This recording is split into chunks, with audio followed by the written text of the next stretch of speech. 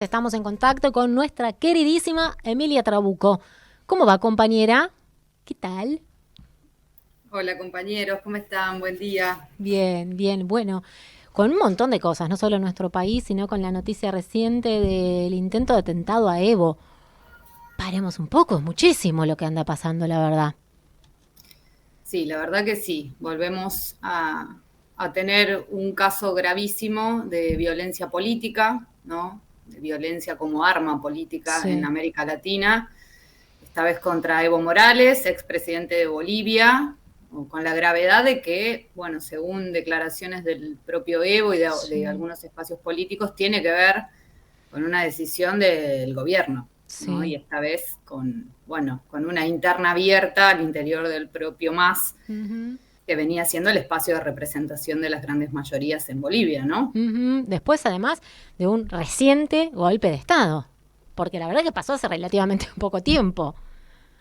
Sí, totalmente, Laura, muy poco tiempo, ¿no? Y el pueblo boliviano había mostrado la capacidad de sobreponerse, Sí. porque la verdad que en un tiempo muy acelerado vimos ese golpe de Estado en Bolivia y en 2019 y la recuperación democrática, ¿no? Ujú.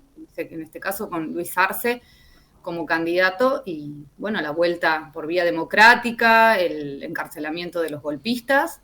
Bueno, y ahora este escenario, en una previa, Bolivia tiene elecciones el año que viene, bueno, y en una interna que parece no resolverse, ¿no? No. Y creo que este hecho marca, es un punto de inflexión. Sí, con el No hay agregado vuelta creo atrás. que en Argentina hace algunos días Milei también hizo algo relacionado con Evo Morales. No me acuerdo ahora en particular, pero Creo que tenía, se le había quitado sí, el carácter de protegido, algo así. De eh, asilado político, de, sí. Sí, claro, sí, bueno, lo que había sido el asilo ante el intento de golpe, bueno, que se claro, terminó, el intento no, el golpe el de Estado que se golpe. terminó concretando en Bolivia. Que además, lo que se decía, y no sé dónde quedó eso, es que Argentina había apoyado enviando no sé sin qué, si armas o qué, para el golpe. Ah, terrible, la verdad. Sí, sí, es tremendo. Sí, esto, bien, como bien decís, le quitó la figura de asilo político a Evo. Eso, bueno, la verdad que en ese momento con la presidencia de Alberto Fernández fue fundamental Mm, este enlace, sí, principalmente a través de los gobiernos de México, ¿no? Con López sí. Obrador y Alberto, para que, bueno, garantizar la llegada con vida a Argentina de Evo y de parte de su gabinete que tuvieron, bueno, estuvieron aquí Montón. parte, ¿no? Mucho tiempo fuera de su país y porque corría riesgo su vida, ¿no? Además, digo, le quita el asilo político Milei diciendo que él no va a proteger terroristas, ¿no? Vuelve a aparecer esta figura de donde los líderes políticos y los militantes, las militantes empezamos a estar, ¿no? Encajar en lo que la derecha llama o construye esta categoría de terroristas, ¿no? Ahí cabe, ¿no? El terrorismo, el narcotráfico, ¿no? Sí. Empieza a jugar también la construcción sobre ciertas organizaciones de Oriente, en un conflicto, digo, mundial muy preocupante, de escalada en Oriente también. Sí. Abandonamos, recordemos que este gobierno ha abandonado la neutralidad, Mm, también en relación, obviamente posicionado con las fuerzas de Occidente, el gobierno genocida de Israel y Estados Unidos, ¿no? sí. De la OTAN, bueno, que está llevando adelante el genocidio del pueblo palestino. Bueno, nuestro gobierno ha asumido una posición muy peligrosa, digo, ya lo vivimos en los 90, en lo que fue el autoatentado del gobierno sionista, ¿no? En este Terrible. atentado contra la Mutual y su propia embajada, ¿no? Entonces, que obviamente se cobró vidas civiles, que bueno, creo que esta escalada del conflicto nos tiene que poner en alerta. Debería, sí. Sí, un gobierno argentino que tiene, bueno, varias incongruencias en su andar, pero el tema de la política exterior es una de las cuestiones más notorias. Bueno, arrancó la gestión con la decisión de no ingresar al BRICS y después la misma Mondino dijo, bueno, pero lo del BRICS no está tan mal. Ahora lo que pasó con lo del mapa, no, con el nombramiento de las Islas Malvinas como Falklands Sí. y las acusaciones cruzadas entre el Ministerio de Defensa a cargo de Luis Petri y la Cancillería a cargo Mm, de Mondino. No, no, hay alineación con Estados Unidos, con Israel, con el Reino Unido, pero igual hay diferencias de matices de funcionamiento también dentro de la política exterior argentina. Sí, sí, claramente porque hay un problema de reservas nacionales, ¿no?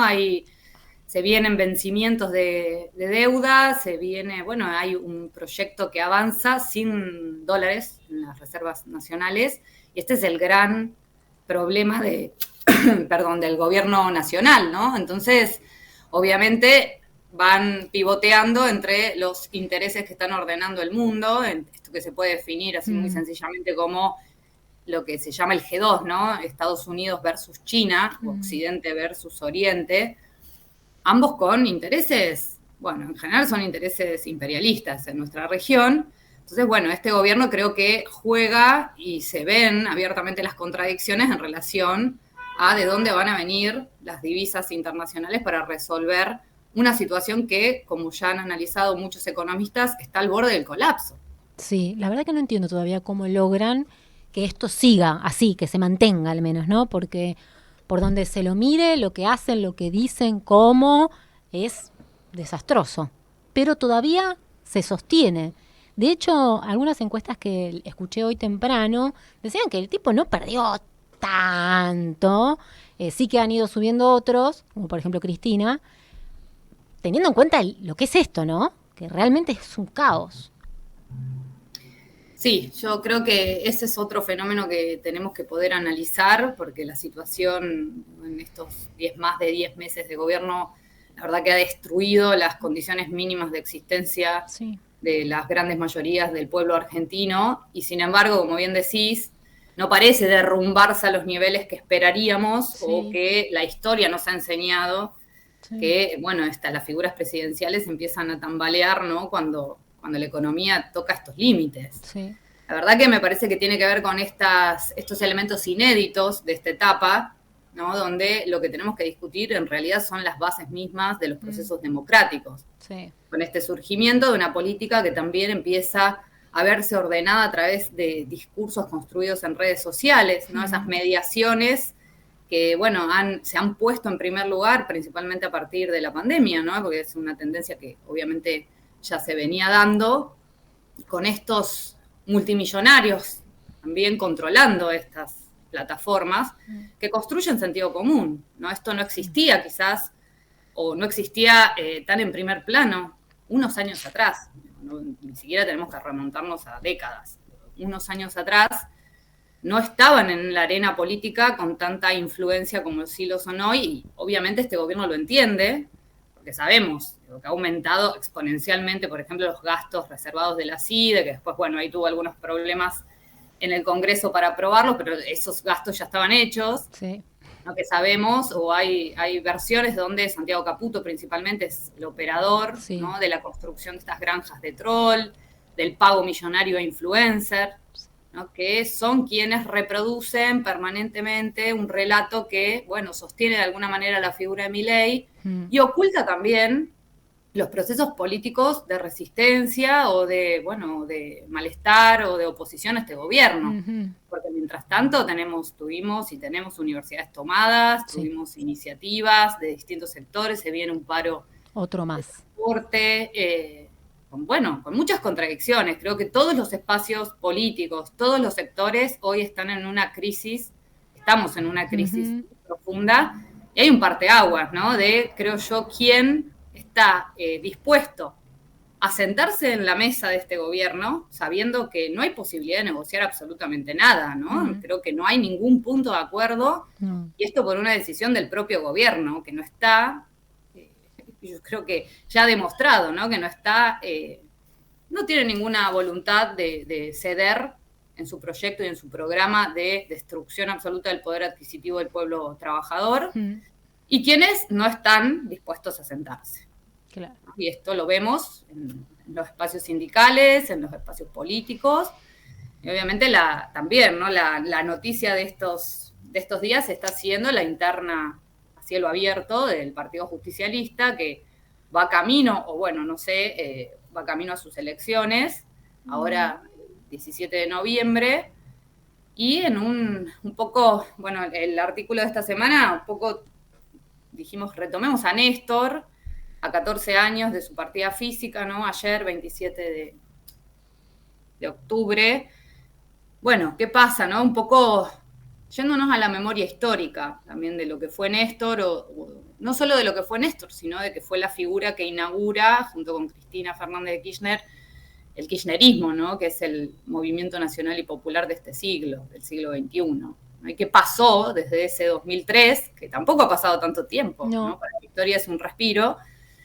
¿Qué pasó, no? Con la constitución de ese movimiento que tuvo la capacidad, ¿no? De torcer el rumbo del país después de la debacle del 2001, que pudo construir un proyecto de crecimiento nacional con inclusión social, con justicia social, que tuvimos el bienestar, bueno, de toda ese resurgimiento de la clase media y de los derechos de la clase trabajadora durante los 12 años de kirchnerismo. Y bueno, y después lo que vino, ¿no? Vino el macrismo, vino una pandemia, vino el gobierno de Alberto Fernández, y ahora estamos en esta coyuntura con la emergencia de Javier Milei, este líder carismático, como le suelen llamar, que irrumpió en la escena política sin que ninguna encuestadora ni ningún espacio político quizás se lo terminara de esperar. Pero, ¿no? Porque era muy difícil, yo me acuerdo de ese momento, no parecía que le iban a dar los números. Realmente no parecía eso, solo él era el convocante. Si no estaba él, fue la verdad que fue una sorpresa, porque si uno hacía números en ese momento era, no sé si llega. Bueno, llegó, pasó. Sí, evidentemente le erramos todos a esa. Claro, y sí, en el análisis sí, había una parte, el tipo, ¿cómo vas a ganar lugares donde nunca fuiste? Y así pasó. ¿Cómo vas a ganar en Tierra del Fuego diciendo que vas a romper la industria nacional? Viven de a eso. Ahí, la verdad que bueno, sí, impensado estar donde estamos. Sí, el tema es que, bueno, obviamente, no sé si se me cortó. Ahí está. Ahí volví. Esto obviamente es con el diario del lunes, ¿no? Después de 10 meses, pero está bueno que podamos pensar por qué no nos lo esperábamos, ¿no? Porque eso significa que hicimos un análisis de situación errado, que no vimos determinados factores que estaban influyendo, y que Milei puso en escena una crisis de representación política, que es la emergencia de una crisis estructural a nivel económico, también que está cambiando absolutamente las reglas del juego, y está cambiando la forma en que se organiza y es organizada la sociedad, ¿no? Creo que ya con el diario del lunes podemos pensar en estos elementos, podemos mirarlos para pensar las críticas y las autocríticas, esa palabra que quizás está mal usada o manoseada, pero esa autocrítica real, ¿no? En un momento donde no hay tiempo, ¿no? Porque no estamos discutiendo, ¿no? En 2015 si impuesto a las ganancias sí o no, con los salarios más altos de América Latina, ¿no? Estamos discutiendo que nuestras generaciones están creciendo sin, por ejemplo, alimentarse. Entonces, esta situación amerita que el debate no nos tome demasiado tiempo y que podamos también ordenar el campo político teniendo en cuenta y poniendo en primer lugar las necesidades más sentidas de las mayorías argentinas, ¿no? Me parece que hay un malestar también en la militancia, hay un malestar, ¿no? Frente a una opción política que no se termina de articular, ¿no? O que no se termina de comprender quizás. Sí. Que la verdad que, bueno, obviamente que solo estamos hablando de las elecciones internas de un partido, que es el PJ, pero obviamente, digo, al ponerse en el juego a Cristina Fernández de Kirchner, y la verdad que esto toma otra escala, ¿no? Uh-huh. Y nos enteramos, ¿no? Entre ayer y hoy esta situación que ya se venía un poco, bueno, poniendo en agenda, donde la lista de Quintela, bueno, se desacreditó por la Junta Electoral del partido, por falta de avales, por irregularidades de su presentación, y va en carrera una única lista, que es la que encabeza, ¿no? Cristina. Esto en el medio de tensiones con Kicillof, que es el gobernador de provincia de Buenos Aires, que lleva adelante la gestión de la provincia más grande del país y la que resiste, ¿no? Frente a este gobierno nacional. Pero bueno, creo que más allá de pensar o las expresiones de deseo de cómo nos gustaría o cuán ordenado nos gustaría que esté el peronismo, creo que esto amerita debates más profundos, ¿no? Yo soy de las que creo que la unidad a cualquier costo y siempre poner que lo primero es el consenso, bueno, creo que eso ya no funcionó, ¿no? La unidad a cualquier costo, los grandes mesas o los grandes centros democráticos ya demostraron que no están con las mayorías adentro, ya venimos de un gobierno que fue eso, ¿no? Que fue esa expresión de eso, de ese consenso, esa moderación, cuando la mayoría de los argentinos no votaron una opción moderada. Entonces, digo, bienvenido el conflicto, en primer lugar. Obviamente, ¿qué conflicto? Nos gustaría que esté ordenando la política podríamos, a ver, para llamarlo de alguna manera, el campo nacional y popular. Esas son expresiones de deseo. La realidad es que esta es la situación que además, bueno, vemos distintos procesos, ¿no? Porque esto pasa en el PJ, pero después tenemos una CGT con varias renuncias, una CGT donde algunos se intentan juntar con el gobierno. Bueno, iba a haber una reunión por este artículo de la reforma laboral, ¿no? Del causal de despido por bloqueo de establecimientos, totalmente inconstitucional, pero se ve que, bueno, la conducción de la CGT estaba dispuesta a sentarse, no sé, a conseguir qué con este gobierno, pero el mismo gobierno la dio de baja a la reunión, o sea, por esto digo, a ver, este gobierno no tiene intención de poner en negociación nada de lo que está haciendo, ¿no? Me parece que eso ya está más que demostrado. Vimos un plenario conjunto de las dos CTAs, ¿no? CTA autónoma y CTA de los y las trabajadoras el viernes pasado, ¿no? Sí. Un proceso interesante. La CTA que se rompió también allá en los inicios de siglo, principalmente en una contradicción que tenía que ver con el apoyo o no al kirchnerismo, a Néstor en particular, en un momento, digo, que no era tan fácil posicionarse, porque Néstor venía de la mano de Eduardo Duhalde, venía de la mano de un sector, ¿no? que bueno, con una desconfianza social absoluta por la crisis política de ese momento. Bueno, estas dos CTA empiezan a pensar un proceso de unidad, se empiezan a reunir. Perdón, el de la CTA fue el inicio de semana, el viernes fue el de las dos CONADUS, que son las federaciones universitarias, pero bueno, viene en ese proceso. Y después tenemos esto, el PJ en este estado, ¿no? Y obviamente todos mirando y todas, porque Cristina Fernández de Kirchner, digo, más allá de las internas particulares del PJ, nadie puede negar que sigue siendo la figura, ¿no? Pero basta con mirar la lista, Emilia. La acompañan casi todos a Cristina. Y sí. Casi digo, porque hay quienes no. Digo, ahí está como, mirá, todos estos nombres, te guste más o bien, son los referentes más o bien de los espacios y están ahí. Y es que es muy difícil. Cristina, digo, es la líder indiscutible, tanto reconocida tanto desde las propias filas como desde las filas enemigas. Claro. Todos se quieren oponer a Cristina porque es la adversaria, no es quien representa. Guste más o menos, la que encontró la salida al macrismo con la fórmula Alberto Cristina fue ella, no fue de otro lado. Exactamente. Entonces, después uno puede decir, estuvo bien, no estuvo bien, me gustó más, me gustó menos. No podemos saber qué hubiera pasado si no pasaba eso, ¿no? Pero, y sí, es la que arma, es la que convoca, es la que piensa algo diferente, porque si no, del otro lado, no hacen mucho que le digamos. Todos nos quedamos esperando, pero no pasa la gran cosa. ¿Quién está jugando fuerte y armando algo? ¿Quién genera revuelo? Cristina.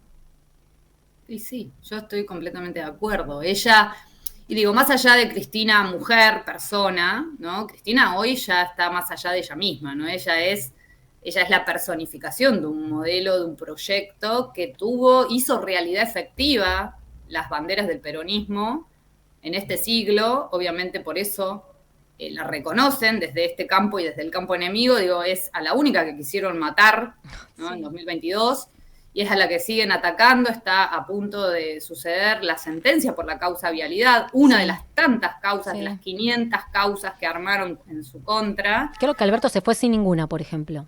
Y claro, digo, bueno, eso te demuestra, ¿no?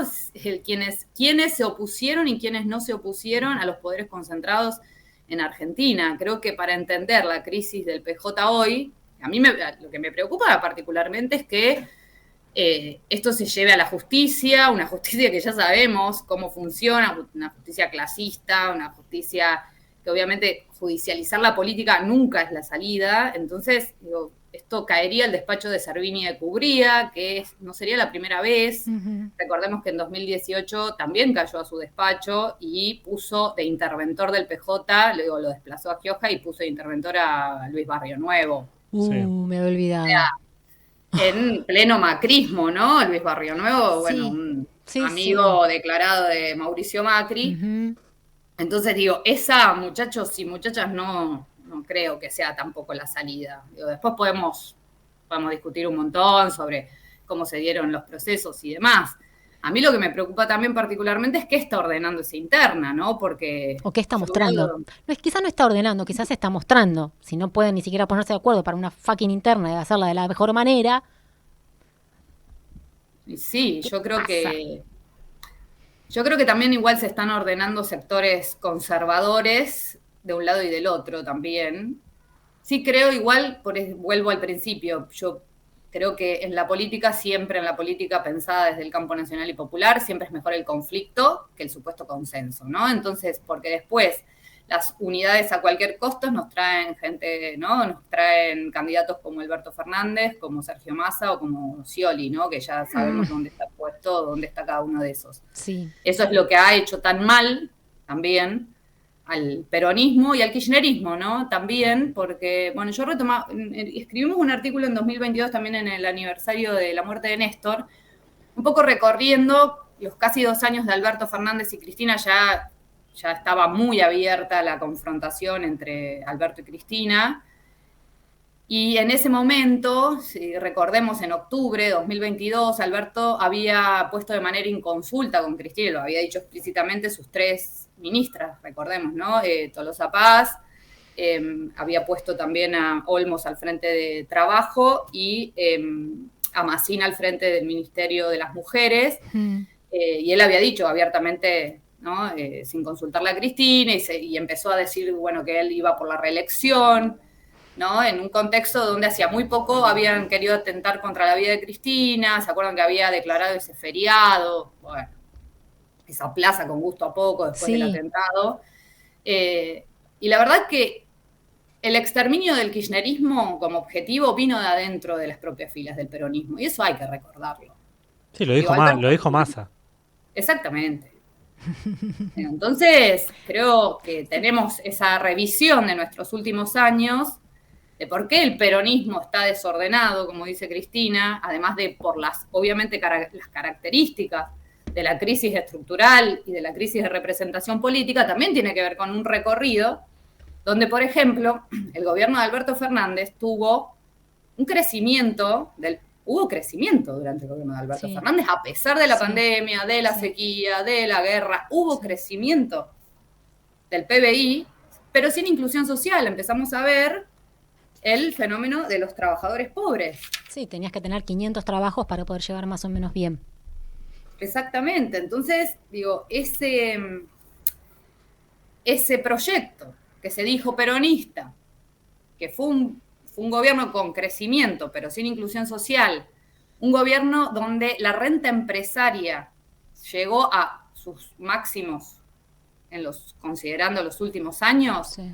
Y bueno, la verdad, digo que ese proyecto en relación a una unidad a cualquier costo ya no lo queremos más, y creo que eso fue parte de lo que determinó la victoria de Javier Milei. Esa impugnación a la política tradicional, donde el pueblo se organizó, dio el combate durante el macrismo, puso una fórmula dicha por Cristina, ¿no? Alberto Fernández, Cristina Fernández de Kirchner, y no, bueno, esa fórmula, a pesar de las críticas de Cristina, que ella lo vuelve a decir a Milei, ¿no? Presidente, usted sabe que acá la lapicera la tiene el presidente. Sí, lo que me parece que siempre se hace poco hincapié es que Massa viene del lado de los gobernadores, que fueron los gobernadores los que hicieron toda la fuerza posible para que sea Massa, que el candidato de Cristina era Guado y el de Alberto era Scioli. ¿No? Bueno, claro. ¿No? Porque en esa confluencia de lo que pasó ahí siempre queda como la responsabilidad, como si fuera ella la que, obviamente después se apoyó eso, sin lugar a dudas, pero ¿y el rol de esos gobernadores que hicieron todo para que sea Massa? Sí, yo creo que desdoblaron también. Bueno, porque no todos hicieron lo que hizo Axel. Axel fue el único que se quedó. El resto no. Digo, porque siempre se mira una figura, ¿no? Pero la verdad que fue una jugada de muchos de la política. Sí, sí, creo que eso es lo que tenemos que poder mirar en este momento. Creo que, a ver, los procesos populares en Argentina fueron con los dirigentes o sin ellos, ¿no? Sí. También, o a pesar de ellos. Creo que hay una memoria histórica del pueblo argentino, creo que hay un punto de inflexión en la política, hay resistencia, hay procesos interesantes que, aunque estemos, ¿no?, bombardeados permanentemente por este clima de desmoralización, ¿no?, por el bombardeo de malas noticias, porque hay un poco ¿no?, esta sensación de que todo está perdido y cada vez estamos peor y que no hay salida, también un poco se genera a través del discurso permanente que este gobierno lanza a la arena mediática a través de las redes sociales. Y me parece que ahí es donde nosotros y nosotras tenemos que poder corrernos para tener una óptica más objetiva sobre los procesos que están ocurriendo y para que obviamente no logren el desarme moral que ellos quieren lograr y la desarticulación absoluta del peronismo. Digo peronismo como identidad política, popular. No es el peronismo no es el PJ. No, claro. El kirchnerismo no es el PJ, ¿no? Es una identidad política construida en toda nuestra historia nacional, ¿no? Con todas las mejores herencias del irigoyenismo, del alfonsinismo, digo, bueno, hoy hace síntesis y hoy va a hacer síntesis de alguna manera seguramente. Entonces, la emergencia de nuevos liderazgos, la emergencia también, ¿no?, de nuevos dirigentes, nuevas dirigentes, quizás, bueno, va a ser la salida. Quizás no es tiempo solo de grandes líderes mesiánicos para el campo nacional y popular, sino que son procesos de abajo, que van a ir haciendo síntesis quizás de otra manera, porque la política ya no se ordena como la conocíamos, ¿no? La derecha alternativa, ¿no?, entre comillas, esta derecha que se viste de nuevo, pero en realidad sabemos que son recetas viejas, ha encontrado la manera de ordenar la sociedad, ¿no?, para ir ganando terreno. Bueno, el campo nacional y popular encontrará también sus maneras de reconfigurarse, ¿no? Y obviamente eso es el desafío de hoy. Tuvimos elecciones en Uruguay ayer, por más de que el Frente Amplio no logró el ganar en primera vuelta, y sabemos los riesgos de los balotajes. Bueno, pero tuvo una diferencia de 20 puntos. O sea, después de una derrota que llevó al gobierno a la calle Pou. Bueno, el pueblo uruguayo, muchos compañeros y compañeras nos decían que lo más valioso fue ese proceso también de revisarse que hicieron al interior del espacio político para retomar las riendas del Estado uruguayo y recuperar derechos, ¿no?, que fueron quitados por este gobierno. Entonces, parece que se están dando procesos en América Latina y que siempre hay que mirarnos también regionalmente, ¿no? En esto empezamos por decir lo que pasó con Evo. Me parece que tenemos que poder tener una mirada general de los procesos políticos, porque nos van dando claves también para entender y poder anticiparnos a lo que va pasando.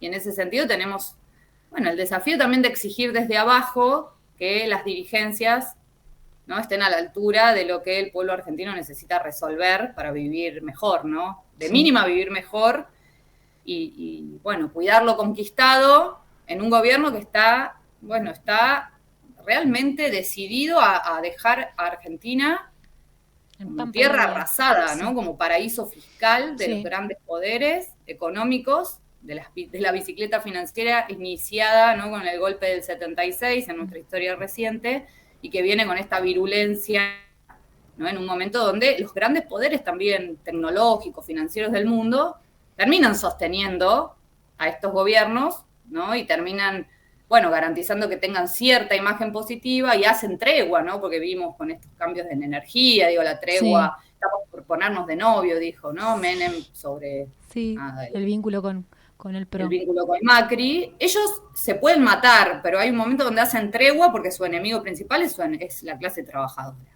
¿no? Son negocios, se arreglan, ya está.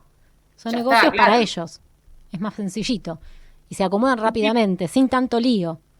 Y los ordena la economía. Claro, ¿no? Y con medios de comunicación que también hacen su rol, ¿no? Porque la verdad han hecho un montón de cosas súper escandalosas que si lo hubiera hecho el peronismo,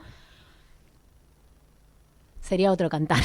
No, Pero claro, bueno, ellos ahí tienen también es la una deuda, responsabilidad. ¿no? Es para Alberto, que decía, a mí no me gusta el relato, que la ley de servicio de comunicación audiovisual quedó igual como la dejó el macrismo, que tampoco planteó algo nuevo.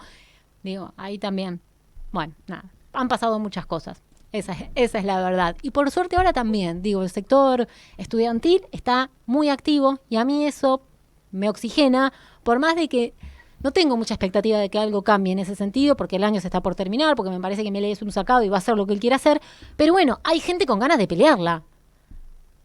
Sí, sí, por supuesto. Digo, nosotros, bueno, siempre terminamos con nuestra conclusión de que tenemos que sostener el optimismo de la militancia, además porque es una tarea en frente del objetivo que ellos han impuesto a través de la construcción mediática del relato, de que todo está perdido, Sí. de que ya no hay salida, de que esto llegó para quedarse, y eso, la realidad que muestran en las redes sociales Terrible. no es la realidad No.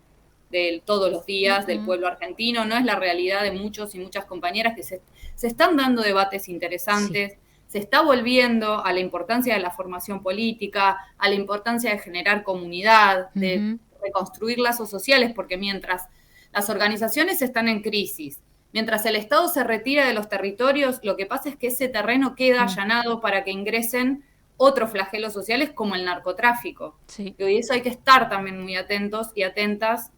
Es una preocupación principalmente de los que sostienen las ollas populares, los comedores, digo, las necesidades más básicas de la gente en nuestros barrios populares. Bueno, el narcotráfico empezó a tener injerencia, así se empezaron a dar los procesos en Colombia, en México, ¿no? Cómo se va generando este narcoestado donde, bueno, obviamente se terminan de destruir los lazos sociales. Bueno, eso es lo que no nos puede pasar en Argentina. No puede el narcoestado dar solución a nuestros pibes, a nuestras pibas, ¿no? Que no ven una salida a su futuro, que no encuentran trabajo, que no encuentran la posibilidad de estudiar, ¿no? De vivir con dignidad. Bueno, estas salidas que proponen, estos otros poderes que toman nuestros territorios, creo que es lo que nos tiene que preocupar en primer lugar y accionar rápidamente y reconstruir en base a esa urgencia también nuestros espacios políticos, ¿no? Con nuevas formas, ¿no? Porque también ese es el desafío, como dice Cristina, ¿no? El desafío es volver a encontrar la forma de representar a las grandes mayorías. Bien, bueno, veremos qué sale de todo esto que estamos viviendo, que la verdad es agotador mentalmente, como lo dijiste, porque me parece que es una estrategia, la había implementado el macrismo, pero esta gente la profundizó, y también demoledor porque uno ve que logra con la política transar, y entonces ahí uno se decepciona porque no tenés ninguna alternativa. Si el Congreso hace cualquier cosa y es un circo, es complejo. Si los debates son los que se están dando porque el Lemoyne está en ciencia y técnica, wow, es muchísimo. Pero bueno, algo de todo esto saldrá y lo estaremos contando por acá. Emilia, como siempre, para nosotros es un lujo. Muchas gracias por tu tiempo. No, gracias a ustedes, como siempre. Y nos escuchamos la semana que viene. Dale, te mandamos un abrazo.